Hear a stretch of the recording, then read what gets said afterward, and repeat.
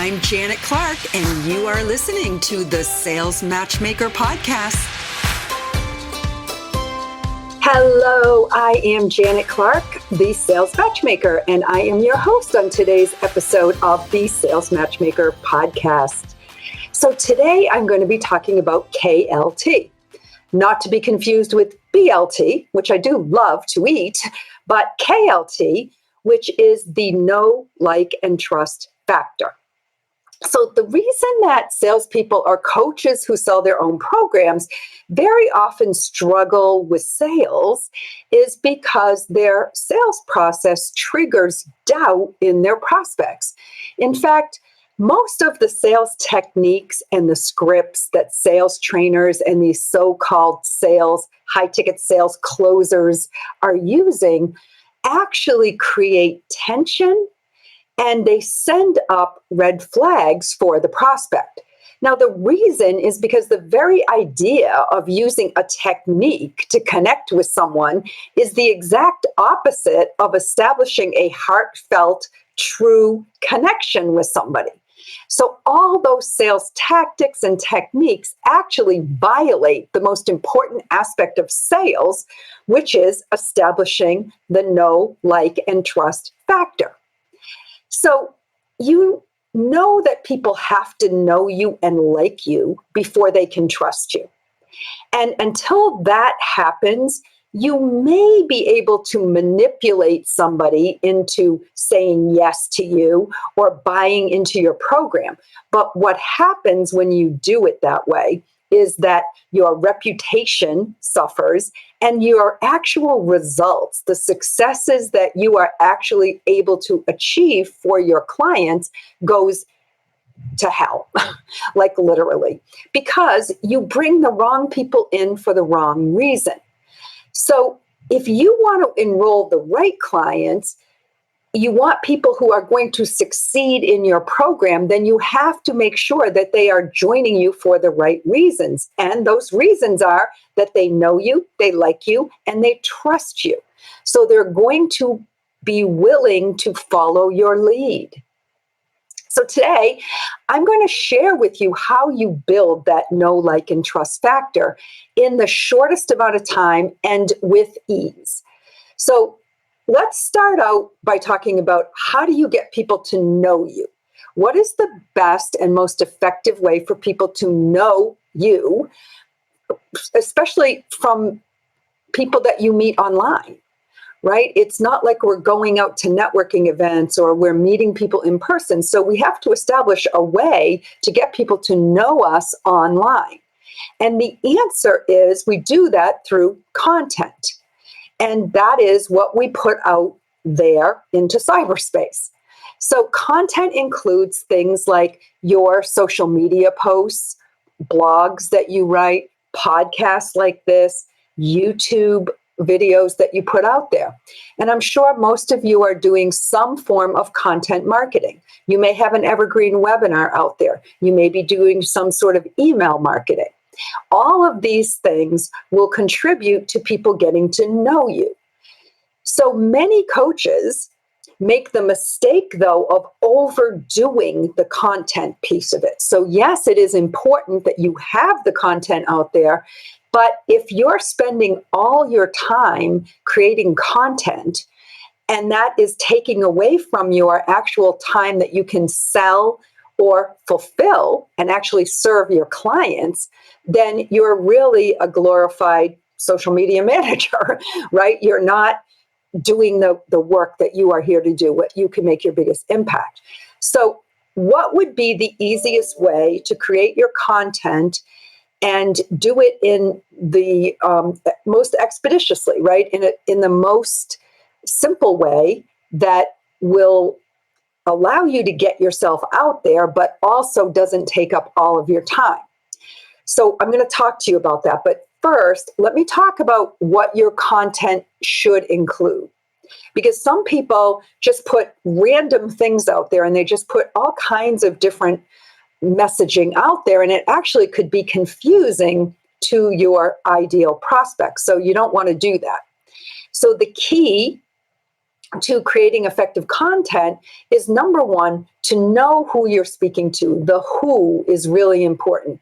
And so doing the work that we talked about in the last episode, which was getting really clear on your niche and who your ideal prospect really is, that avatar. So when you speak directly to that person, then you're going to get their attention and they know you're speaking to them. And we talked about that in the last episode. So the second part of the content is you have to put the what out there. And the what is, what do you believe? And what is your area of expertise? And it really comes down to your point of view. So you want to differentiate yourself from the other people who are also speaking to your market about what you believe, what makes you different. So you want to be known for something. And in order to do that, you have to be willing to put yourself out there. Put your point of view out there. Be bold, be opinionated, and be yourself. And this is where I think a lot of people try to please too many people, and they aren't taking a stand for what they really believe. And so I'm not talking about being political or opinionated about other people in a negative way. But I'm talking about this one area of expertise that you really do shine in and your belief system around that. So when you do that, you're going to attract the people who resonate with that. And those are the people you're going to be able to actually help. So this is something that we do when clients come into our sales map program. We really, really help them to understand where they differentiate. We call that the unique selling proposition, right? Or creating their irresistible offer. And I've talked about that in other episodes as well. It's really important that you know exactly what you stand for in your area of expertise. Okay, so once you put out your content, or once you know what your messaging is going to be, what you want to do is you want to think about how you're going to put that out there, how you're going to develop that content. So I'm going to talk to you about that in a minute. But here's an example of something that maybe will help you a little bit. So a salesperson, because you know I'm the sales matchmaker, right? So a salesperson booked a call with me because he wanted to learn more about the matching services that I offer between high-level coaches and salespeople. And he found me on YouTube. And he watched some of the video content that I had out there where I talked about how I do this matching, one of my differentiators. And also, he watched my evergreen webinar where I talked about my philosophy of selling, the heart flow sales conversation, and all of that. So he got to know me as the sales matchmaker. And that was done through the content that I put out there. So going back to how can you create the most credible content and do it most efficiently and effectively. Now, I'm a big believer in repurposing. So creating one or two pieces of content each week that you can have created into multiple posts, and it can be a combination of video and writing and blog posts and short posts, and it can go on different media. It can be Facebook, LinkedIn, Twitter, YouTube, whatever. So what you want to do is you want to do something like, I'll give you an example, what I do here with the podcast. So I'll do this podcast each week, and I'll have a certain point of view that I'm espousing. And usually it'll be some sort of training, something that I believe is the right way or my way of doing sales and selling high-level, high-transformation coaching programs. And when I do this every single week, I record it in both video and, of course, the audio, so that it can be repurposed in multiple ways. So it can be just an audio that somebody might listen to on iTunes. It can be a video that somebody sees on YouTube. And so I know, and then a blog post can be created from it as well. So I know that it can be used in multiple ways, and the message can be put out on multiple platforms. So if you like to write, then write, and then do a quick video just describing what you just wrote. If you like to talk, and then have that transcribed and turned into a written piece. But most importantly, come up with a system that is quick and easy for you, something that doesn't eat up all of your time. Do it consistently and do it on a regular schedule.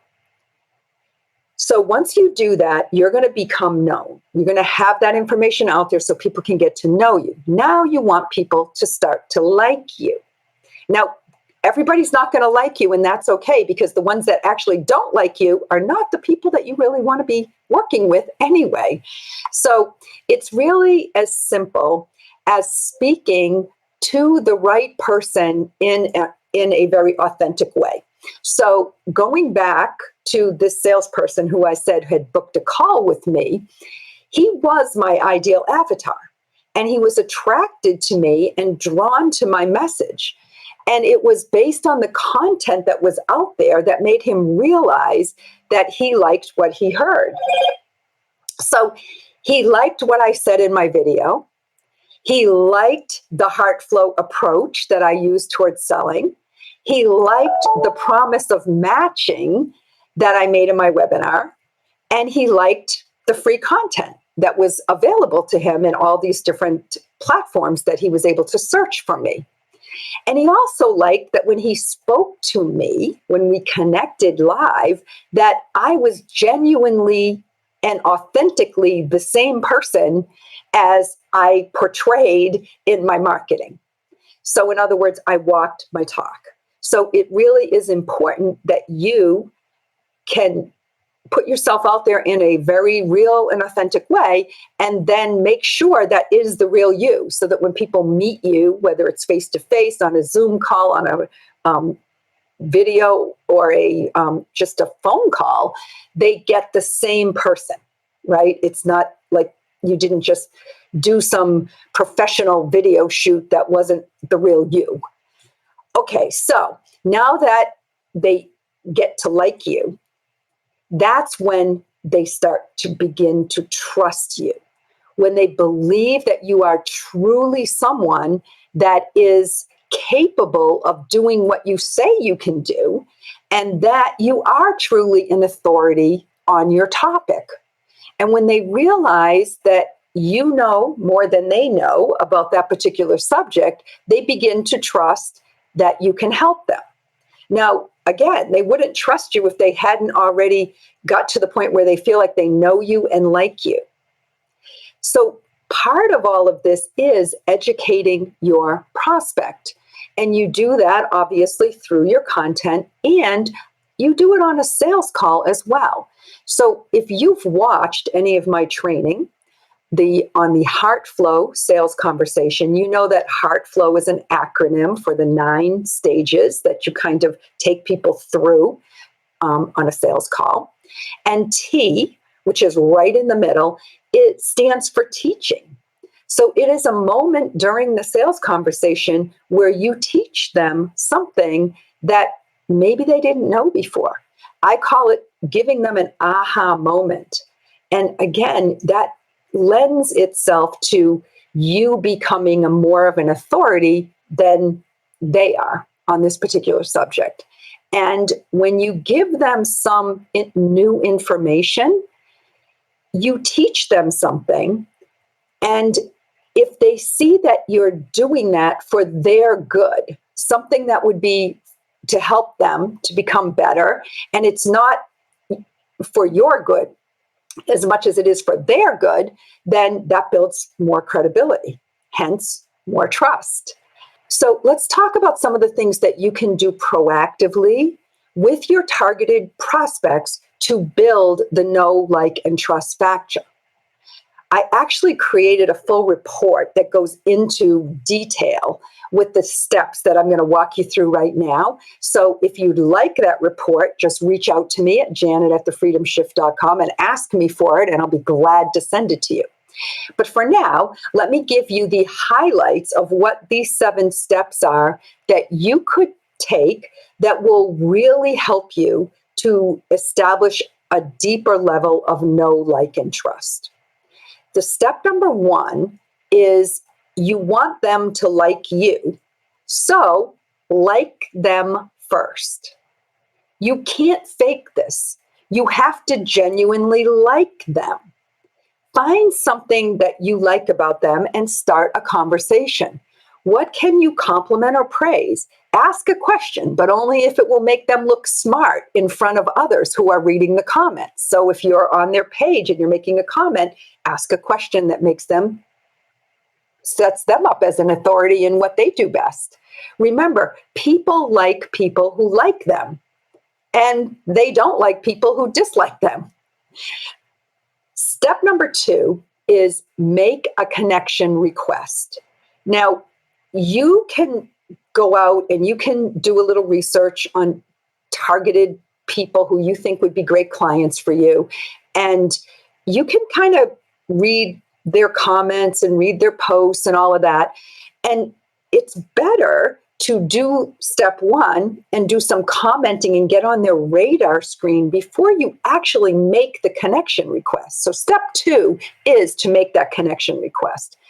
And once you've gotten on their radar because you've engaged with them, it's going to be a much higher likelihood that they're going to accept your connection request.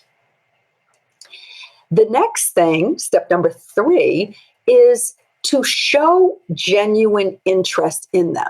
Now, if you are interested in them, then they perceive you to be an interesting person. Even more, if you are fascinated with them, then they're going to think you're a fascinating person. So this is just basic communication skills, right? What we learn when you go to a party, right? If you're interested in somebody, they think you're interested. The more you listen, the more of a great conversationalist they think you are. So this does actually translate into the online world as well. So ask questions of them about topics that they are interested in and you also are interested in. You want to stand apart. You want to be somebody who they does get on their radar screen, somebody who does fascinate them because you're fascinated by them. Okay. Step number 4 is get curious. Speak to them as if you have known them forever. Go into curious mode, which is really an opportunity for them to talk about their favorite topic, which is themselves. So it's also an opportunity for you to build rapport faster with people and to make them feel like they're important to you. And when you elevate somebody, you elevate yourself. So when you put somebody else on a pedestal, it brings you up in their eyes as well. Step number 5 is to show respect. Whenever they make a comment to you or you're in communication with them, validate whatever they said. Even if you don't necessarily agree with it, you could say something like, oh, that looks hard, or yes, I can see why that's so frustrating. Recognize them as a person who is out there doing the best work that they can possibly do and that they are worthy of your respect. So in other words, you never want to look down at someone. Even if you are an expert in an area that they are not, that does not make you a higher level person than them, right? They have their own area of expertise. So look at them with respect, treat them as an equal. And step number 6 is to watch their newsfeed. For any time that they make a post or they comment on something, maybe in somebody else's post, look for opportunities to notice something about them. You might even know of some content that would be helpful or interesting to them, and you can tag them on it or send it to them as a link. So at this stage, what you're doing is you're just adding value, right? You're growing the relationship in a way that is very positive, and you're not asking for anything from this person. Now, finally, step 7 is where you can do a soft shift, which is you're going to ask them if it's okay to share an idea with them. Now, this idea is going to be just an opportunity for you to see if potentially there might be a way for them to have an interest in working with you. So we refer to this step 7 as making the turn or setting a hook, which maybe isn't the most positive way of saying it, but you get the idea. This is where you're trying to see, like, if you made a soft offer to them, if you gave them an opportunity to potentially see whether you might be able to help them in your area of expertise, is that of anything of interest to them? Again, you are not in sales mode right now. These are all just really soft conversations. You're really just doing a, people might call it a trial close, but it's not even a close, really. You're just seeing what the level of interest is. It might look like this. It might be, hey, so-and-so, I was thinking about you this morning. I have an idea I'd like to run by you. Is that okay with you? And that is where you get to make a soft offer. Now, the soft offer, when you get to talk to them, might be something like, it's kind of a hypothetical, like, well, if I could show you a way to get matched up with a high-level influencer or a coach or consultant, would that be of interest to you? Are you looking for that right now? That would be me, right, talking to a salesperson.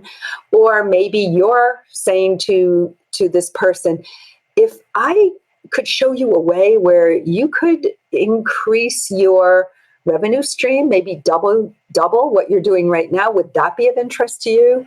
Or if I could show you a potential new revenue stream that I've discovered is really working well for me, would that be of interest to you?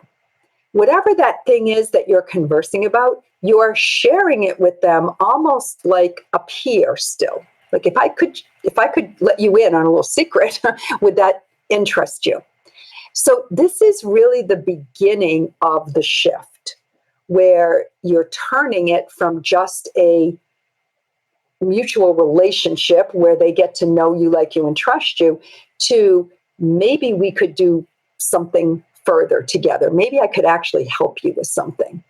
And so you're positioned yourself now as an authority in this particular area, that you've got this idea that you can help them with. I hope this is all making sense to you, because it really is the beginning of the prospecting sales process. So it's creating these relationships and filling the funnel, filling the pipeline with prospects who in the end will come around to want to talk to you, because they do have this affinity with you. They do have the KLT factor in place. They know you, they like you, and they've built some trust up with you. So I hope this is helpful.